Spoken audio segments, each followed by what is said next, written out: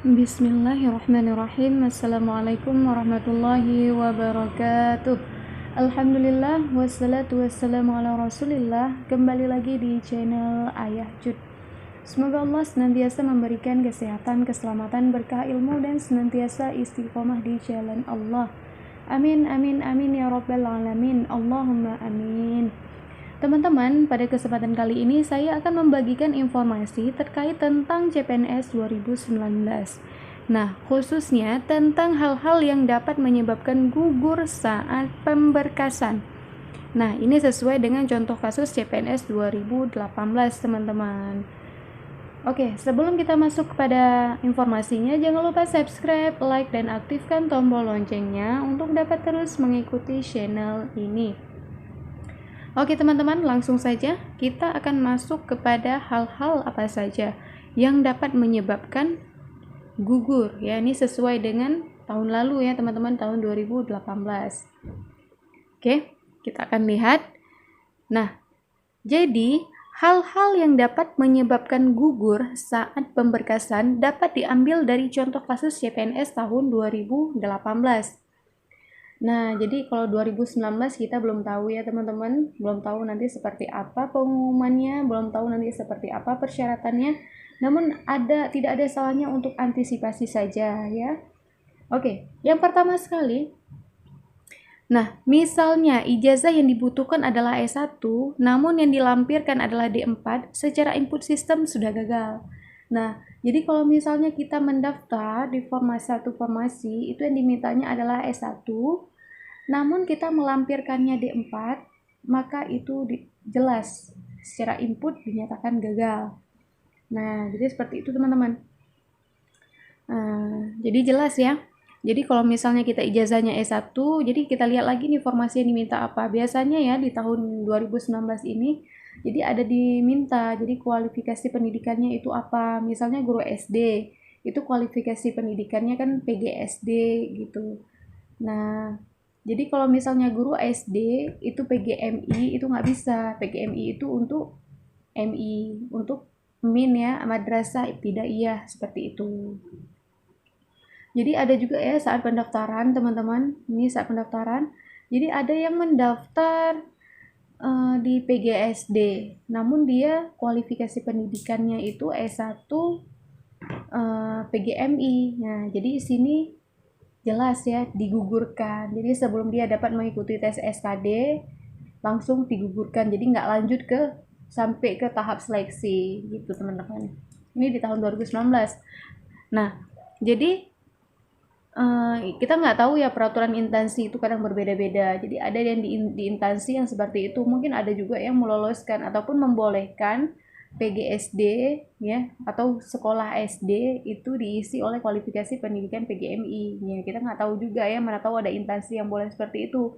Namun untuk yang dibutuhkannya itu nanti bisa jadi nanti waktu penginputan sistem itu gagal, karena nanti sistem yang melakukannya itu sistem gitu.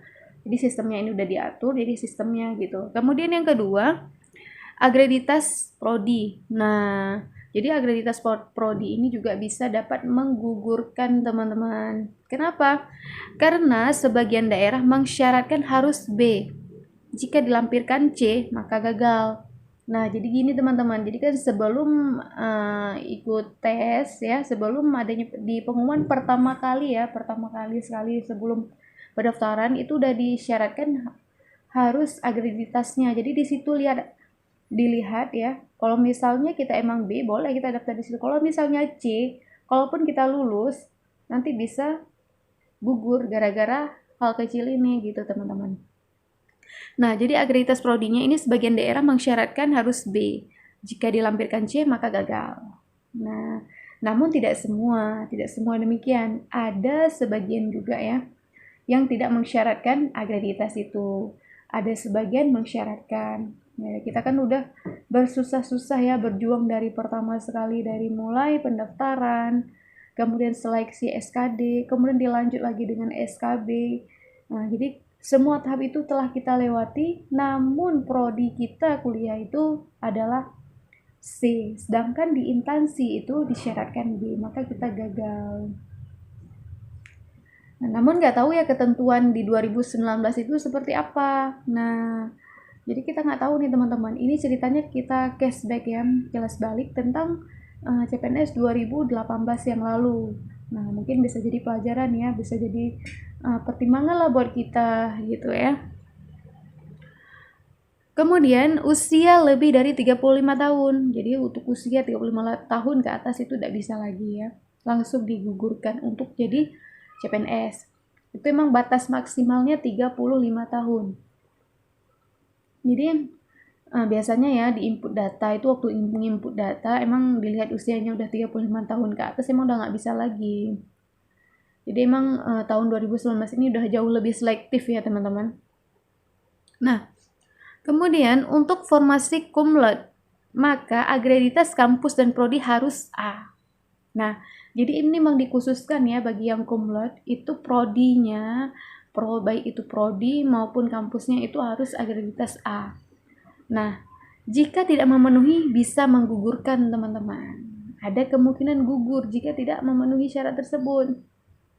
Nah, ini emang udah jelas ya. Jadi pada saat kita mendaftar, itu kita lihat dulu formasi umum itu syaratnya itu apa-apa saja. Kemudian formasi cum laude itu syaratnya itu apa-apa saja. Kalaupun kita cum laude namun kita tidak memenuhi persyaratan, lebih baik kita daftar di umum gitu.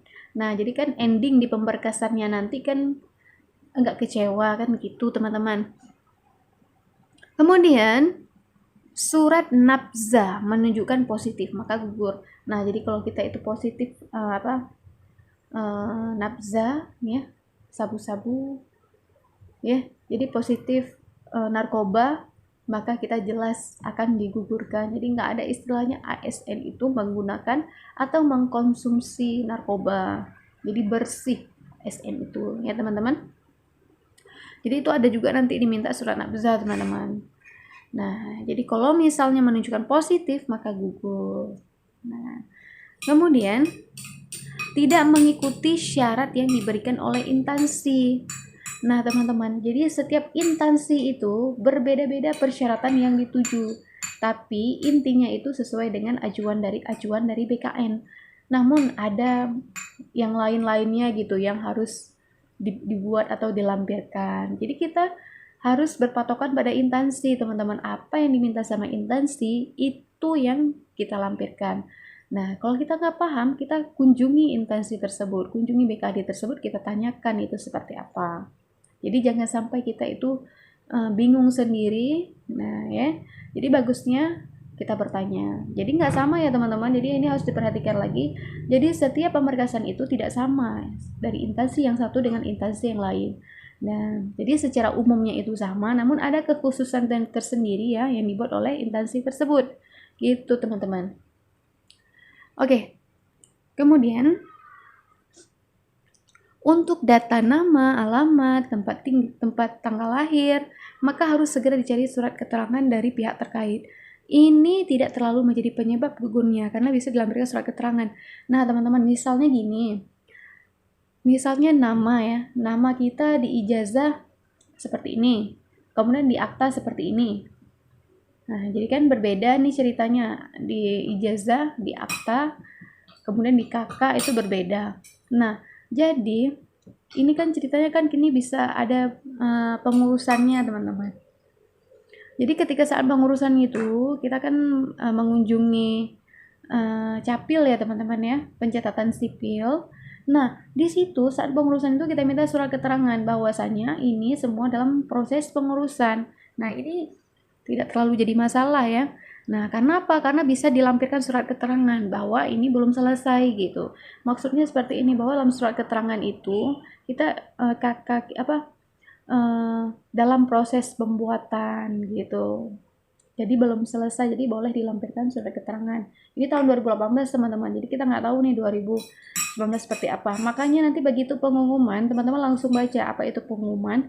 Jadi di hari itu juga teman-teman kunjungi BKD, apa yang kurang itu ditanyakan. Jadi karena waktunya ini kan nggak lama ya teman-teman ya.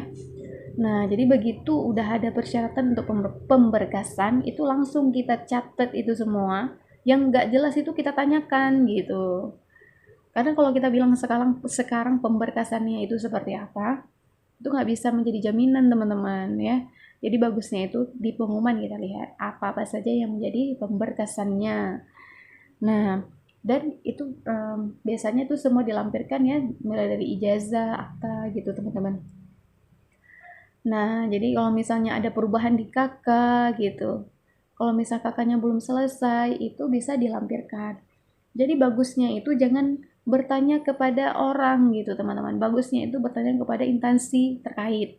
Jadi kalau misalnya kita bertanya pada teman kita, ya teman kita ini juga belum tentu benar itu memberi penjelasannya. Nah, jadi untuk mendapatkan jawaban yang lebih tepat, benar dan akurat, itu kita langsung ke BKD-nya. Jadi kalau misalnya ini kurang, kita tanyakan ini Pak seperti apa, kasus saya seperti ini, maka apa yang harus saya lakukan gitu. Jadi jelas gitu teman-teman. Nah, jadi seperti itu teman-teman, nih saran dari saya. Jadi ketika pengumuman itu kita lihat semua apa-apa saja. Kalau misalnya udah keluar pengumuman tentang pemberkasan, kita lihat semuanya tentang pemberkasan itu. Yang kita tidak paham langsung di hari itu kita tanyakan untuk bisa mempersiapkan berkasnya. Kemudian untuk data di Forlap harus segera dicek ke kampus. Nah, jadi teman-teman di Forlap ini tentang ijazah ya teman-teman. Jadi teman-teman silahkan boleh dicek di Forlap Riset Dikti. Jadi apakah ijazahnya ini sudah tercatat ya di Riset Dikti atau belum di Forlap Dikti. Jadi dicek dulu, dan kemudian kalau misalnya ini belum terdaftar, ini segera kunjungi kampus. Nah, ini katanya ini tidak terlalu menggugurkan ya. Tidak menggugurkan, tidak bisa menjadi sebab gugurnya. Karena apa? Karena ini bisa diurus. Dan selama ijazah itu asli, bisa dibuktikan keasliannya gitu. Jadi kan ada juga sebagian yang belum tercatat ya nomor ijazahnya di Riset Dikti gitu teman-teman. Jadi silahkan kunjungi kampus dan tanyakan dari pihak kampus itu seperti apa gitu teman-teman. Jadi kalau ini nggak terlalu menjadi permasalahan ya. Yang penting kita ada usahanya, jadi kita tanyakan aja nanti gitu. Nah gitu teman. Yang menjadi permasalahan fatal itu ijazah yang palsu. Nah ini kalau ijazah palsu, ini kita masuk penjara teman-teman, hati-hati. Jangan salah-salah ya, jangan kita yang buat-buat, nggak bisa. Ini nasional teman-teman sifatnya. Jadi ketika dicek itu dampak semuanya itu teman-teman. Oke, kemudian yang terakhir itu ada keabsahan daftar riwayat hidup. Jadi daftar riwayat hidup itu sesuai ya kita buatnya ya. Jadi ini tidak ada dibuat-buat. Emang seperti itu nyata adanya gitu teman-teman.